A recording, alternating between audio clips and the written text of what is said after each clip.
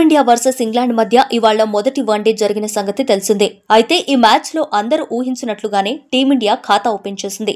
మొదటి మ్యాచ్ లోనే grand victory కొట్టింది రోహిత్ సేన.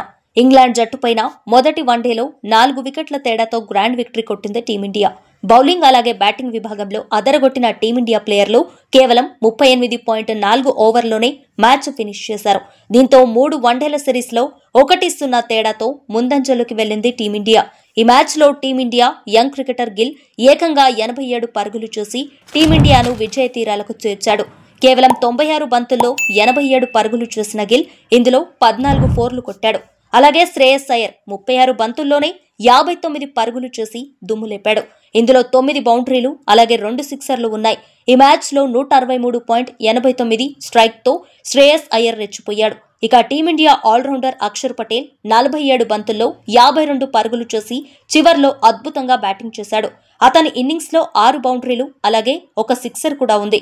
ఇక కీ ప్లేయర్లందరూ అవుట్ అయినప్పటికీ హార్దిక్ పాండ్యా అలాగే రవీంద్ర జడేజా జట్టును విజయ తీరాలకు చేర్చి ఫ్యాన్స్ కు మంచి ట్రీట్ ఇచ్చారు.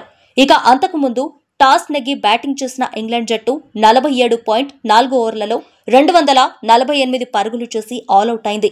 ఇంగ్లాండ్ ప్లేయర్లలో ఓపెనర్లిద్దరూ అద్భుతంగా రాణించినప్పటికీ ఆ తర్వాత టీమిండియా పికప్ అందుకుంది. ఈ తరుణంలోనే 300+ స్కోర్ ఇంగ్లాండ్ చేస్తుందనుకుంటే 248 పరుగులకే చాప చుట్టేసింది. ఫాస్ట్ బౌలర్లు అలాగే స్పిన్నర్లు అద్భుతంగా బౌలింగ్ చేసిన నేపథ్యంలో తక్కువ స్కోర్ చేసింది ఇంగ్లాండ్. ఇక ఈ ఇన్నింగ్స్లో హర్షిత్ రాణా ఏకంగా 3 వికెట్లు పడగొట్టాడు. తన మొదటి వన్డే మ్యాచ్లోనే 3 వికెట్లు పడగొట్టి రికార్డు కూడా సృష్టించాడు. అలాగే మహ్మద్ షమి కూడా 8 ఓవర్లు వేసి 1 వికెట్ పడగొట్టి రాణించాడు.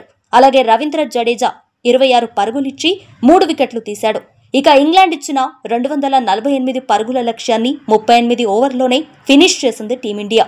దీంతో ఇంగ్లాండ్పై 6 వికెట్ల తేడాతో గ్రాండ్ విక్టరీ కొట్టింది రోహిత్ శర్మ సేన. దీంతో 3 వన్డేల సిరీస్లో 1-0 తేడాతో ముందంజలోకి వెళ్లింది.